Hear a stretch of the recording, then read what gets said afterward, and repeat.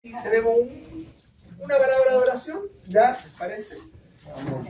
Padre amado, gracias te damos por este día, Señor. Gracias, Padre, porque nos permite llegar a tu casa con un corazón dispuesto a adorarte, a alabarte, a darte las gracias a ti, porque tú eres bueno, porque para siempre es tu misericordia. Gracias, Señor, por cada uno de mis hermanos, que aún con esta lluvia, Señor, un poco mojados, pero estamos gozosos porque estamos, Señor, en tu casa de oración. Y ahora, Padre, abrimos tu palabra, pedimos que tu Espíritu Santo sea enseñándonos todo lo que tú tienes preparado para nosotros, que sea de provecho y que lo podamos aplicar y aún transmitir, porque nos has encomendado compartir de la gracia recibida, también nosotros dar de gracia a aquel que necesita conocer más de Dios. Gracias, Jesús, en el nombre de Cristo. Amén. Amén. Bien, nuestra última clase, nosotros conscientes de que allá en el mundo la gente tiene diferentes opiniones acerca de quién es el Señor Jesús, y consciente de que es fundamental tener un concepto verídico de Jesús para poder tener acceso a su presencia, a la comunión y también a la salvación. Sé que no cualquier concepto de Jesús es válido, sino un concepto correcto. Así que vimos que para el hombre es importante, es fundamental tener ese concepto correcto, verdadero del Señor Jesús.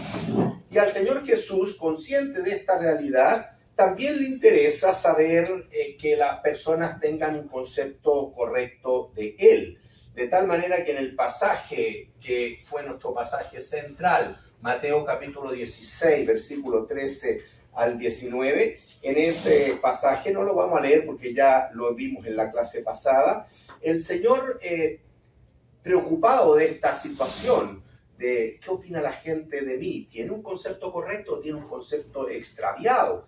Entonces él hizo una pregunta a sus discípulos, ya diciéndole, ¿qué opina la gente de mí? ¿Quién soy yo para las personas, para las multitudes? ¿Ya? Y vimos que la gente respondió como hoy día, con un sinnúmero de opiniones.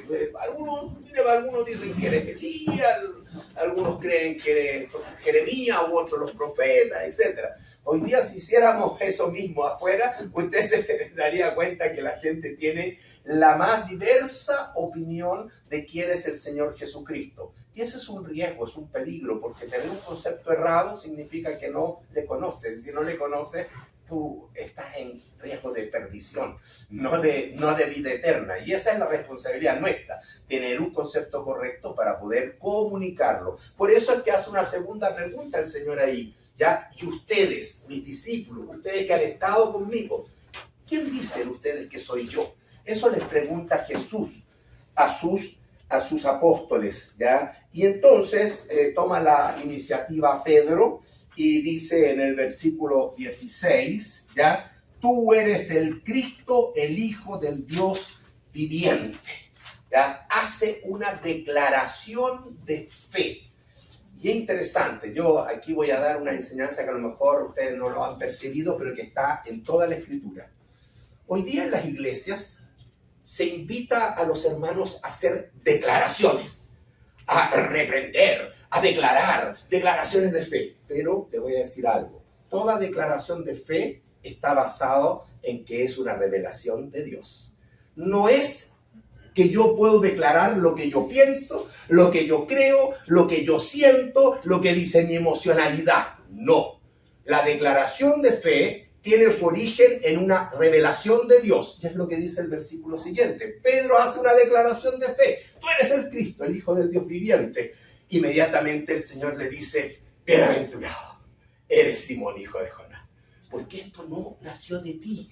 Esto no es humano, no es de carne, de sangre, no es que se te haya ocurrido, sino que esto te lo reveló Dios. Así que las declaraciones de fe tienen su base, hermano, en revelación de Dios. Y la revelación de Dios está por la palabra. ¿Estamos claros? Eso es algo bien importante porque también las iglesias se desvían con esto, con este énfasis de confesar y declarar y reprender y que no es todo, a lo mejor, digo yo, no juzgo, pero a lo mejor no es todo revelación de Dios y mucho es de la carne del hombre, aún siendo creyente. ¿Amén? Entonces una aclaración interesante basada en el versículo 17 sería, o sea, lo que el Señor le dice, ya esto no te lo reveló carne ni sangre, sino te lo reveló ¿quién? Mi Padre que está en los cielos. Y luego el versículo 18, yo también te digo que tú eres Pedro, dijimos que la palabra en griego era Petros, ya, y sobre esta roca, y la palabra es Petra, así que jamás el Señor pensó edificar su iglesia sobre un hombre. Él no dice que está edificando la iglesia sobre Pedro, sino que está edificando la iglesia sobre la Petra, la roca. Y la roca en última instancia es Cristo mismo, ¿ya? Y es la declaración de fe que los hombres, el primero Pedro, sí, pero después van a venir muchos otros, como usted y yo, que van a declarar quién es Cristo para mí. Y van a declarar una verdad, o sea, un concepto correcto de Cristo. ¿Se entiende? Entonces, eso es bien importante reconocerlo. Este es un versículo conflictivo en el sentido de que este versículo es el que toma el catolicismo romano para avalar el papado.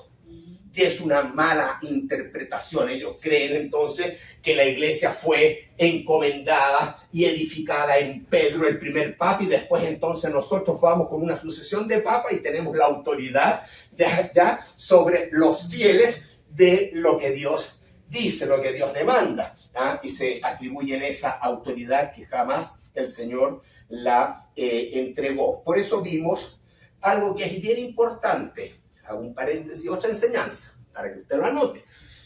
Hermanos, una regla en la interpretación bíblica es saber o buscar, identificar qué es lo que los oyentes entendieron de lo que se dice en la palabra. ¿Qué es lo que en este caso los judíos, los discípulos entendieron de lo que el Señor habló? Eso es bien importante. A veces nos saltamos eso en lo que se llama la hermenéutica y lo traspolamos inmediatamente a nuestra cultura occidental. Ya, y todos somos de diferentes nacionalidades y podemos sacar 1000 opiniones. Pero es importante someter nuestra opinión personal en forma anticipada sin antes saber qué es lo que entendieron los que primero escucharon el mensaje. ¿Ah? Y por eso es que nosotros estuvimos en la última clase viendo qué significado en la mente de un judío es esto de piedra. Y hoy día vamos a ver qué es en la mente de un judío esto de roca. Y hablamos de que en última instancia en todos los profetas, hablamos de Isaías capítulo 8, Isaías capítulo 28, hablamos en los Salmos, Salmo 118, hablamos del Jalel judío, que es el himno que se cantaba en la Pascua y que lo cantó el Señor Jesús con sus discípulos en el aposento alto antes de ir al monte de Getsemaní, el monte de los olivos, en el arresto. Cantaron el himno, dice, y cantaron el Jalel. Salmo 113 a Salmo 118. Y el Salmo 118 también hablaba de la piedra desechada. ¿Se acuerdan? Así que fuimos a ver qué es lo que entendían, qué es lo que estaba en la mente del judío cuando Jesús habló de piedra, Petros, y habló de Petra, ¿ok? Entonces eso también es parte de la clase pasada, ¿ya? Y por último, terminamos con Primera de Pedro, ¿ya? Se me olvidó el capítulo 2. Primera de Pedro, capítulo 2. Acá hay algo mal. Eso, 2, versículo 4 al 8. ¿Qué es lo que entendió Pedro entonces? ¿Entendió Pedro? ¿Usted cree que Pedro entendió que la declaración de Jesús de él le había encomendado ser la piedra de la iglesia, la roca de la iglesia, el fundamento de la iglesia? ¿Fue eso lo que Pedro entendió? Bueno, lo bueno es que vimos en Primera de Pedro ¿ya? Y podemos ir nuevamente, primera de Pedro, el capítulo 2, ¿ya? ¿Qué es lo que Pedro entendió? Si Pedro hubiese entendido de que la iglesia está fundamentada sobre él, hubiese dicho, acérquense a mí, ¿se dan cuenta? Pero él parte aquí en el versículo 4 de 1 de Pedro 2:4, acercándoos a él, acérquense a Jesús, apóyense en Jesús, porque todos nosotros, así como yo, somos piedra viva. Somos piedra viva que tenemos que anclarnos al fundamento de la iglesia, que es el Señor Jesucristo, la roca. Y luego Pedro entonces avala su pensamiento de que es Él, no soy yo el fundamento de la iglesia, es Él, lo avala justo con palabra de Dios, porque menciona Isaías 28, Isaías 8 y el Salmo 118. O sea, justo los pasajes que nosotros estudiamos la clase pasada. Así que si está con un signo de interrogación, vea el video de la clase pasada, porque esta es una continuación. ¿Ya? Nos faltó tiempo. Y por eso es que estoy haciendo 2 clases de la misma temática. ¿Ya? Así que los que no estuvieron, yo les pido eso, que vayan a la clase, al video anterior y a este. ¿Ya? Pablo tampoco entendió, Pedro, el primero, el más importante, al que le llegó esta aceleración de Cristo, él nunca pensó que era el fundamento. Y lo revela en su primera epístola de Pedro. ¿Está claro eso? ¿Hasta aquí? Ya. Pablo, ¿qué dice en 1 Corintios 3:11? Un versículo que tiene que saber de memoria. ¿Ya? Porque nadie puede poner otro fundamento que el que está puesto. ¿Cuál es? Jesucristo. Nadie puede poner otro fundamento, ni Pedro, ni Pablo, ni Apolo, ni Juan. Nadie puede poner otro fundamento que el que está puesto. La iglesia está fundada sobre Jesucristo, sobre el Dios hecho carne, que lo hemos visto en el Evangelio de Juan, y no es sobre un hombre. Eso es súper importante entonces considerar. Hermanos, todo esto que estoy hablando, sobre todo de un pasaje conflictivo por el papado, esto ojalá usted lo retenga, porque alguna vez va a hablar con alguna persona católica que le va a hablar del Papa y le va a mencionar este pasaje, porque ese es el apoyo. Entonces usted va a poder con la Biblia demostrarle con estas clases de que hay una mala interpretación. Y puede encaminarlo con mansedumbre, con humildad, con gracia, lo puede encaminar hacia que tenga el verdadero concepto de Jesús, porque se está perdiendo. Amén. Así que ese es el énfasis de esta introducción. ¿Ya? Espero que les sirva. ¿Ya? Así que ni Pedro ni Pablo pensaron que la iglesia iba a estar fundamentada sobre un hombre. La iglesia está fundamentada sobre la pedra, sobre la roca. Y ahí quedamos. Así que hice un resumen para los que no estuvieron en la última clase. Entonces la pregunta que hay que hacerse, ¿qué habrán entendido por roca, por Petra, los judíos? ¿Qué hablaba la Biblia sobre la Petra? Y habla mucho sobre la Petra, la Biblia del Antiguo Testamento. ¿Ya? Mire, voy a decirle así brevemente. En Apocalipsis 15, ¿ya? A pesar de que sabemos que por toda la eternidad vamos a estar alabando al Señor, Dios exalta 2 cánticos. El cántico de Moisés y el cántico del Cordero. Hay muchos más, pero es interesante que Apocalipsis, hablándonos ya, por decir, de la eternidad, resalta el cántico de Moisés y el cántico del Cordero. ¿Está claro? El cántico del Cordero usted lo encuentra en Apocalipsis capítulo 5, ¿ya? En el 5, ¿ya? Y es en relación a que nadie podía abrir el libro con los sellos y Juan estaba triste y lloró y entonces se le explica que hay uno que sí puede hacerlo. Es el Cordero, el único digno para abrir los sellos. Y toda la creación, cuando Él instaura su reino, que está iniciándose en el tiempo final de juicio sobre este mundo sin Dios, porque Él va a establecer su reino, todo se levanta en alabanza en el cántico del Cordero. ¿Está claro? Así que Apocalipsis, no lo tengo aquí, Apocalipsis 15, anote, ¿ya? Cántico de Moisés, cántico del Cordero. ¿Está claro? Cántico del Cordero, ¿dónde? Un poquito más atrás nomás, en Apocalipsis capítulo 5. ¿Ya? La adoración celestial y terrenal a Jesucristo el Rey. Amén. En Apocalipsis capítulo 4, le soplo, ya está también la adoración celestial, pero del Padre. Apocalipsis 4, adoración celestial al Padre. Apocalipsis 5, adoración celestial y terrenal al Señor Jesucristo. Cántico del Cordero lo encuentra en Apocalipsis 5, pero que se menciona en Apocalipsis 15.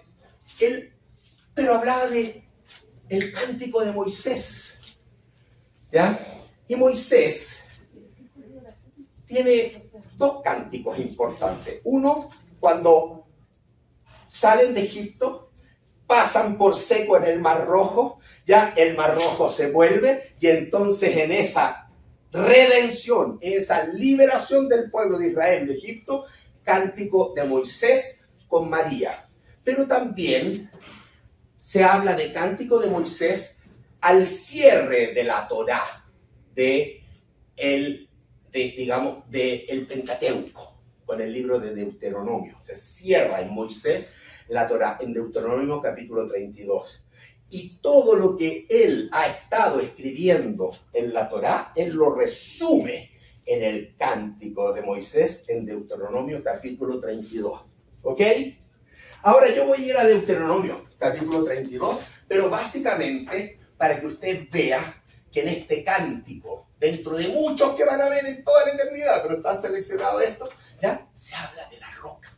Y el judío se empezaba a identificar qué es lo que el Señor quiso decir. Vamos a Deuteronomio entonces y veamos el cántico de Moisés, pero en Deuteronomio, ya por favor, el capítulo 32. Voy a pedir que alguien lea el versículo, Deuteronomio 32. ¿Todos están en Deuteronomio 32? ¿Alguien que lea el versículo 3, por favor? Dice, porque el nombre de Jehová proclamaré, engrandece a nuestro Dios. Engrandecer. Oye, apretaron, separaron la D de todo el resto de la palabra. Engrandecer a nuestro Dios. 4. Él es la roca cuya obra es perfecta, porque todos sus caminos son rectitud. Dios de verdad y sin ninguna iniquidad en él. Es justo y recto. Bien, aquí ustedes pueden observar que en el cántico de Moisés ya él va a proclamar el nombre de su Dios, el nombre de Jehová proclamaré, engrandecer, invita a todos a engrandecer. ¿A quién? Al Señor, a nuestro Dios. ¿Quién es Él? Él es versículo 4, la roca. Él es la roca. Entonces el judío tiene un concepto muy claro, que el concepto roca va asociado a Jehová, va asociado al Dios creador, pero al Dios redentor, al Dios que salva. Eso está en la mente del judío, ¿entiende? ¿Y quiénes son los que escucharon la declaración de Jesús de Pedro? Los judíos. Entonces hay que ir viendo esto. Fíjese ahí en el Salmo 32. Esto, Carlos, yo pienso que esto también es una prueba más de la Trinidad de Dios, de que Dios y de que Jesucristo es Dios. Amén. Porque lo está diciendo en engrandecer, porque el nombre de Jehová, está hablando de Jehová, proclamaré, engrandecer a nuestro Dios. Está hablando de Jehová y dice, Él es la roca. Y en el Nuevo Testamento dice que Jesucristo es la roca. O sea, está hablando de Jehová y habla de Jesucristo también. Muy bien, que te hayas dado cuenta de ese concepto.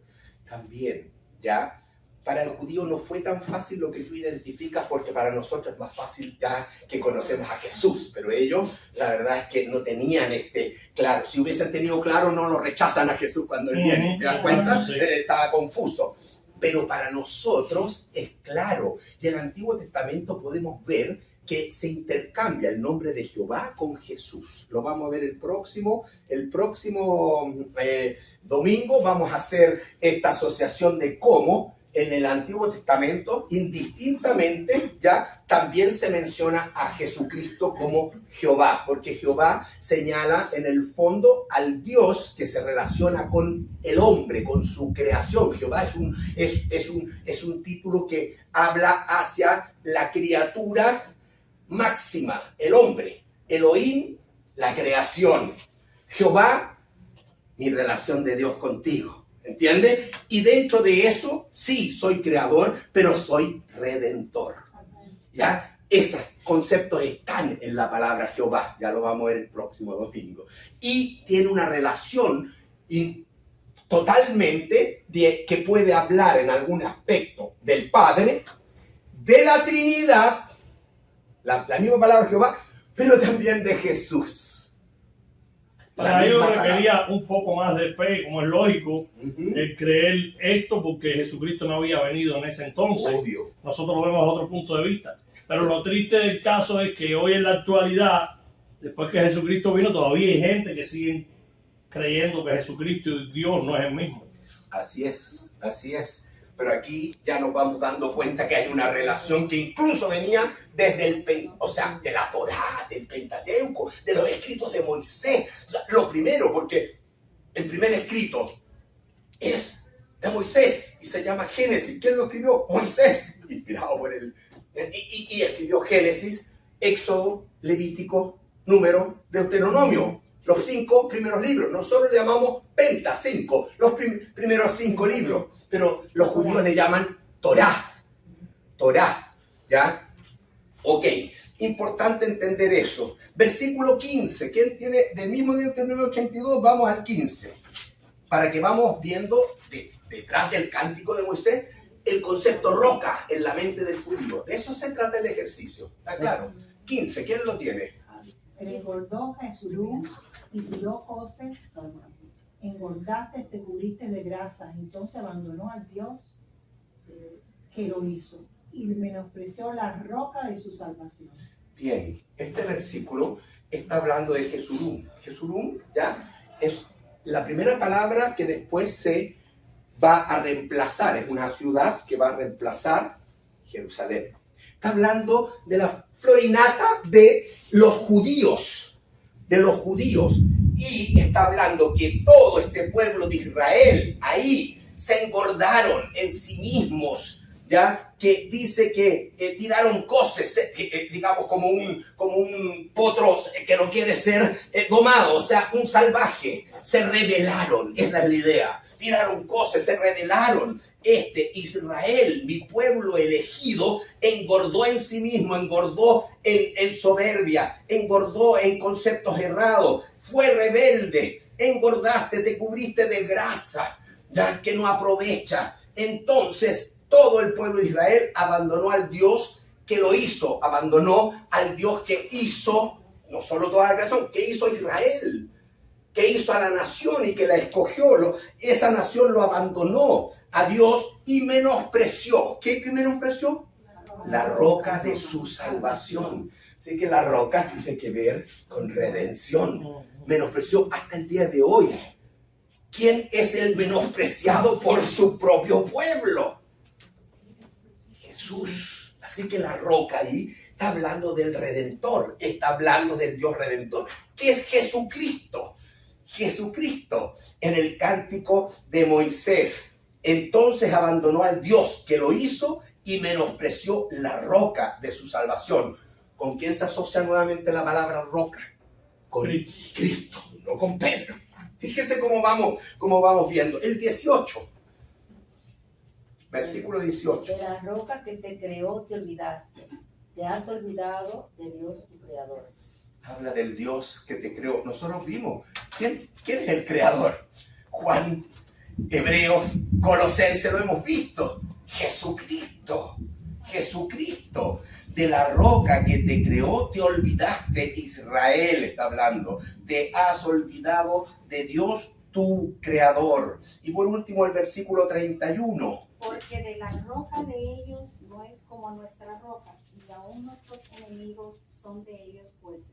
Está hablando de la roca de ellos, porque todos los otros pueblos también tenían fundamentada su su religión, su ritualismo, pero en ídolos, en roquitas que están muertas, que tienen ojos y no ven, que tienen boca pero no hablan. Esa es la diferencia que dice Moisés, ¿ya? Porque la roca de ellos no es como nuestra roca, nuestro Dios, el único y verdadero Dios. Y aún nuestros enemigos son de ellos jueces, o sea que ellos mismos se erigen como jueces de sus propios dioses, porque son dioses inventados, pero nuestro Dios nunca fue inventado. Nuestro Dios es eterno, es inmutable, en el principio, antes que nada existiera, pues Él ya estaba, a Él nadie lo creó, más bien Él sí creó todas las cosas. ¿Se dan cuenta? Entonces, qué tremendo como el judío debía tener en su mente ese concepto de que la roca hablaba de Dios, de Jesús, del Creador y del Redentor. Todo eso involucraba el término roca. Hay otros cánticos, les dije, que se van a cantar allá arriba, pero que no están mencionados, como el cántico del Cordero, el cántico de Moisés, por ejemplo, el cántico de David. Y David tiene muchos cánticos, sino el Salterio. Hay cánticos de Asaf también. Hay un cántico que es de los redimidos. ¿Ah? Hay un cántico que es de los redimidos, son ideas. Cántico de los redimidos, sí. Ahí se menciona que es nuestro, pero no dice qué es lo que vamos a cantar. Lo más probable es que está asociado al cántico del Cordero, que es lo central. Y para el judío, el cántico de Moisés también es central, ¿entiendes? Pero ¿de quién hablan los cánticos de Moisés? Hablan de Cristo, hablan de la roca, ¿ok? Bien, ahora veamos a David, segunda de Samuel 22. Segunda de Samuel 22. O sea, aquí en el cántico de otro gran, llámele usted héroe de la fe, otro hombre tremendamente admirado por el pueblo de Israel, como el gran rey David. Él, en 2 de Samuel 22, del 1 al 4, y ahí está el contexto en el cual él eleva este cántico, ¿ya? Alguien que lea del 1 al 4. Le habló David a Jehová las palabras de este cántico. El día que Jehová le había librado de la mano de todos sus enemigos y de la mano de Saúl. Dijo: Jehová es mi roca y mi fortaleza y mi libertador. Dios mío, fortaleza mía, en él confiaré. Mi escudo y el fuerte de mi salvación. Mi alto refugio, salvador mío. De violencia me libraste. Invocaré a Jehová, quien es digno de ser alabado, y seré salvo de mis enemigos. ¿No les suena parecido a un salmo estos versículos del 1 al 4? Ah, ahí está, Salmo 18. Pero el contexto, ¿cuál es? Mira, este es uno de los tantos múltiples cánticos de David. Y cuando David comienza con esta alabanza y esta adoración al Señor, cuando le libró de sus enemigos, cuando le libró de la mano del rey Saúl que lo perseguía. O sea, cuando se aplaca esta persecución, yo irrumpo en cántico, David irrumpe en cántico. Esa es la circunstancia. Hay otra circunstancia en la cual David cantó y danzó. Cuando David, por ejemplo, agarró el arca para llevarla a Jerusalén, a su casa, y en su casa le hizo tienda. ¿Ya? Cuando David, el arca, ¿por qué la agarró? Porque el arca parecía pelota de ping-pong, porque estaba extraviada, porque la habían agarrado los filisteos, la habían llevado a Asdod, la habían puesto en el templo donde el dios de estos filisteos era Dagón, y Dagón se cayó adorando al arca y después se quebró, y los filisteos no querían más porque vino una plaga de ratones y vino una plaga de tumores, y devolvámosla a los israelitas, porque esta arca los tiene. No, Dios se defendió. Dios se defendió. Bueno, la historia es más larga, pero entonces el arca pasó y a las 5 grandes ciudades de los filisteos les llegó todas estas enfermedades. ¿Cuáles son las 5 grandes ciudades de los filisteos? Asdod, Ecrón, Ascalón, Gat y Gaza. ¿Le suena el nombre Gaza? Sí. Ya, filisteo. Esa misma región, pegada al Mediterráneo. Esas eran las 5 ciudades de los filisteos. Las 5, Dios, por haber llevado el arca, haber usurpado el arca de Israel, pero Dios lo permitió porque Israel se lo merecía por su pecado, ¿ya? Bueno, llega un cuento de que el arca se devuelve, ya, que los israelitas cometen un error, miran al arca, no me acuerdo si son 40.000 o 50.000, que mueren, fulminados, tremendo, murieron más por esa acción que en las batallas con los filisteos. Y entonces el arca se va ya a un lugar, ya, y por último llega donde Obed-Edom, 3 meses. Y ahí, bueno, primero estuvo 20 años el arca, no en el tabernáculo, sino con Abinadab. Y después se lleva a Obed-Edom, porque hubo mortandad. Y Dios bendice la familia de Obed-Edom, que no era israelita, era geteo, ¿ya? Pero tenía devoción, tenía respeto, que no tuvieron ni siquiera los israelitas. Y entonces el arca, David la lleva, ¿a dónde? A Jerusalén, porque David quiere él que el arca esté conmigo. Es un sentir muy especial eso, una enseñanza, no sé, es el sentir del Salmo 42.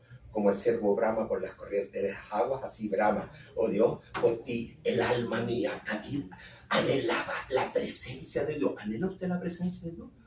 David llevó la presencia de Dios, el arca, ahí a su casa, a Jerusalén. Y cuando llevó eso, bueno, me estoy alargando, danzó y cantó. Y originó 3 salmos en esa acción de cántico y de alabanza, porque el arca que estuvo tanto tiempo extraviada de aquí para allá, esto, lo otro, los filisteos, los mismos judíos, digamos, la falta de reverencia y todas las consecuencias, lea todos esos pasajes, ya, entonces ya, por fin el arca ya la tenemos, incluso el primer intento de David también, ya, por llevar el arca, la metió arriba de un carruaje que no se tenía que hacer, ya, de bueyes, los bueyes tropezan, Yusa, se va a caer la toma, fulminado, inmediatamente fulminado. David aprendió la lección, las cosas se hacen al modo de Dios, porque si no lo hago al modo de Dios, y esa vez la llevó como tenía que ser, con las varas en hombro, a Jerusalén. Y entonces danzó, y David ahí no solamente hace la acción de rey, sino que hace la acción también de sacerdote, porque se viste con ropa sacerdotal, sacrifica, ya hace sacrificio. Por lo tanto, David es el primero que representa o simboliza no el sacerdocio arónico, sino el sacerdocio bajo Melquisedec, sacerdote y rey. Por eso que Hebreos dice que el sacerdocio arónico ya pasó con la venida de Cristo, pero ahora tenemos un sumo sacerdote de una mejor orden, la orden según el orden de Melquisedec.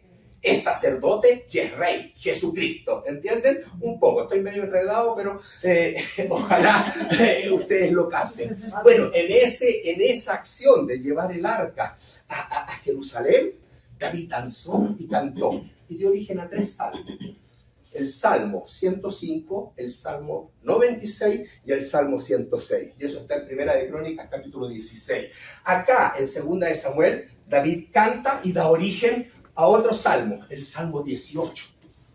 Si usted leyó, o sea, creo que, no sé quién leyó, hermana Cristina, ¿usted leyó del 1 al 4 o fue Santoyo? ¿Santoyo? Sí, del 1 al 4 yo leí. Segunda de Samuel 21, 1 al 4. ¿Y qué dice? Fíjate cómo eso, si te das cuenta, te vas al Salmo 18 y en ese cántico David dejó establecido el Salmo 18. Te amo, oh Jehová, fortaleza mía. ¿Qué dice? Jehová, roca mía. La palabra que nos convocó en el estudio.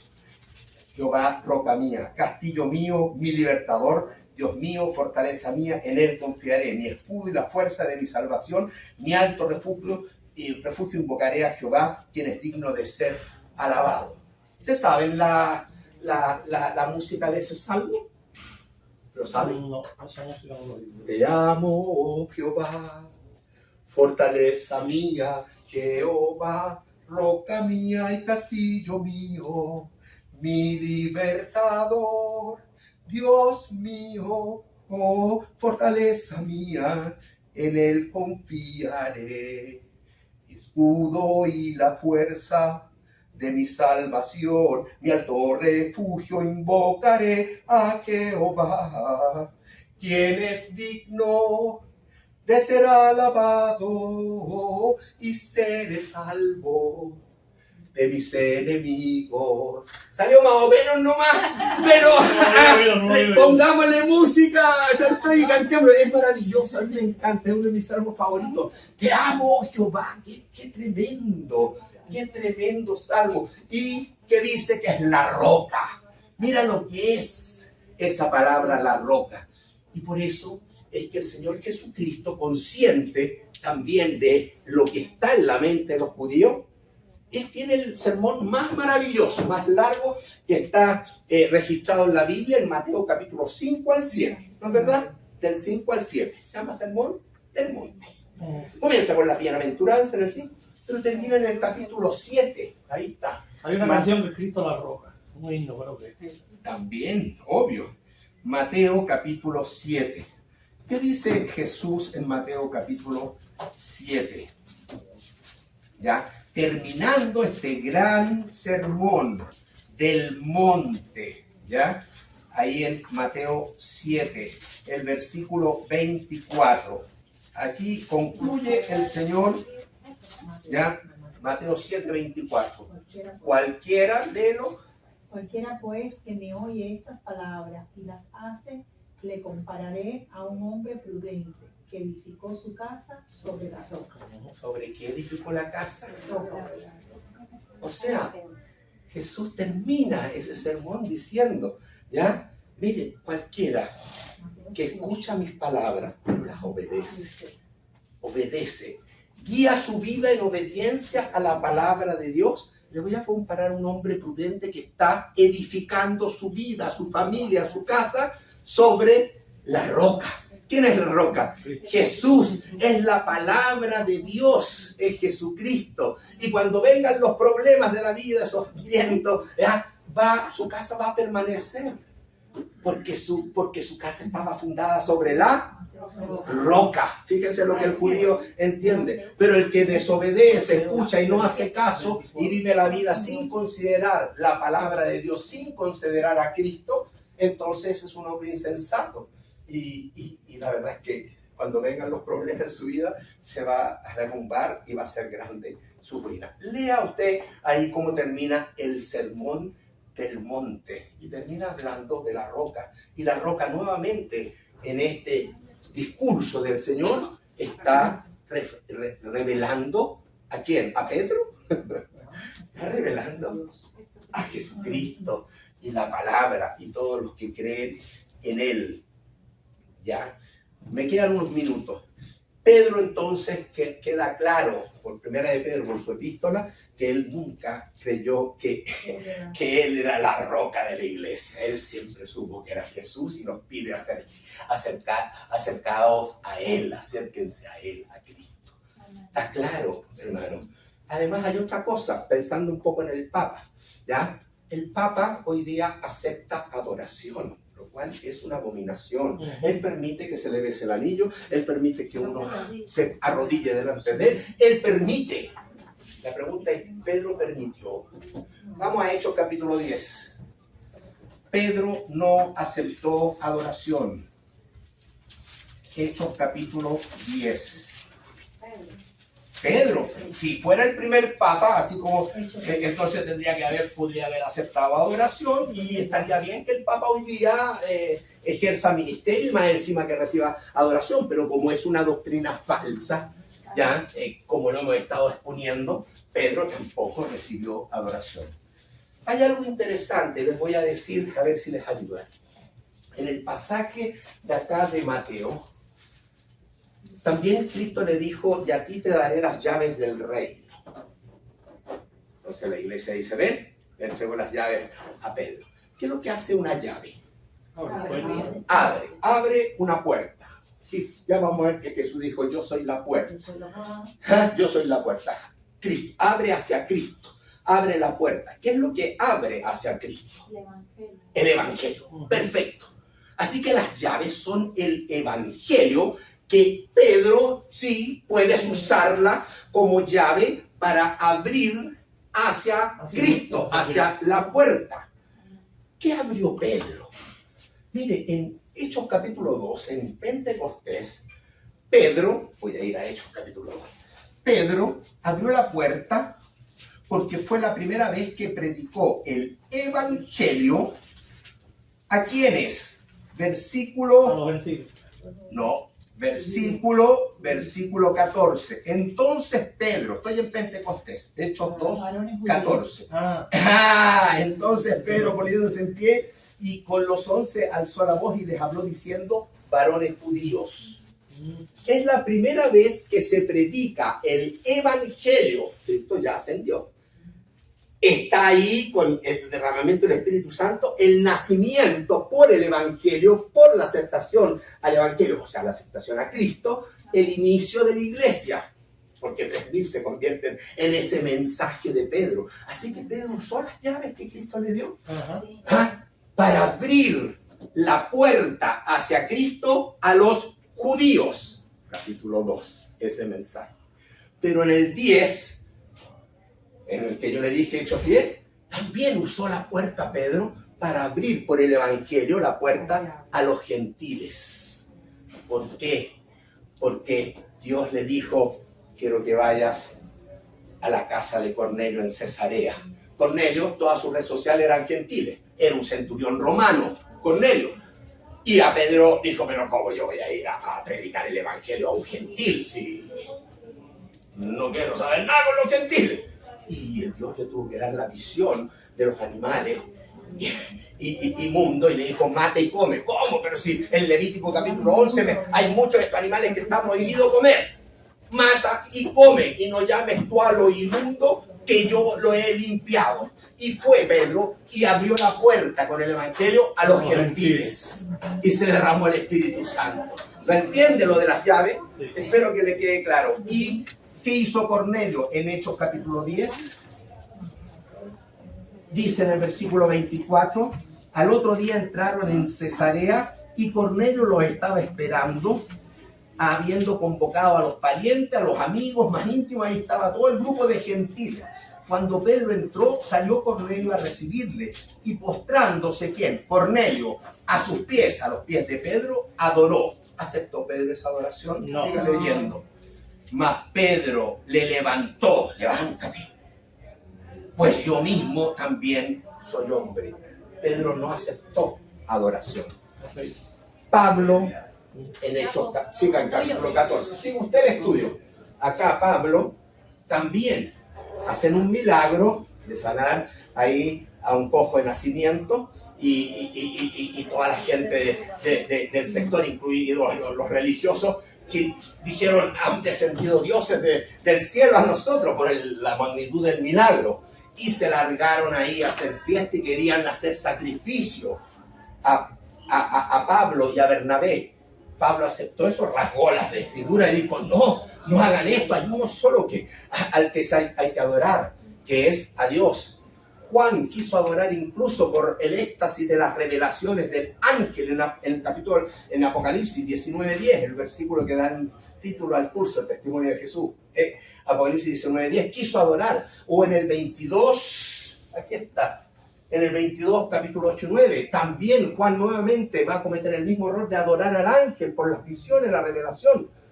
Y el ángel aceptó. O sea, ni Pedro, ni Pablo, ni un ángel aceptan adoración. La pregunta ahí: ¿Jesús aceptó adoración? ¿Jesús aceptó adoración? Sí, porque cada Sí, vez ha dado la- el único que acepta adoración es Jesús.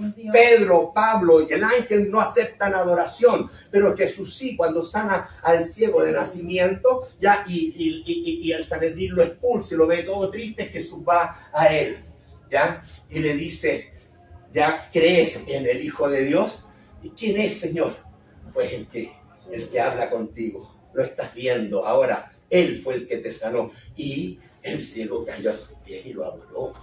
Cuando en el aposento alto había uno que no creía en la resurrección, que se llama Tomás, ¿no es verdad? ¿Se acuerdan ustedes de ese pasaje de Tomás? Lo tengo anotado aquí, aquí está el ciego, aquí está Tomás. No, ya no me queda tiempo para explicarlo, pero véalo usted.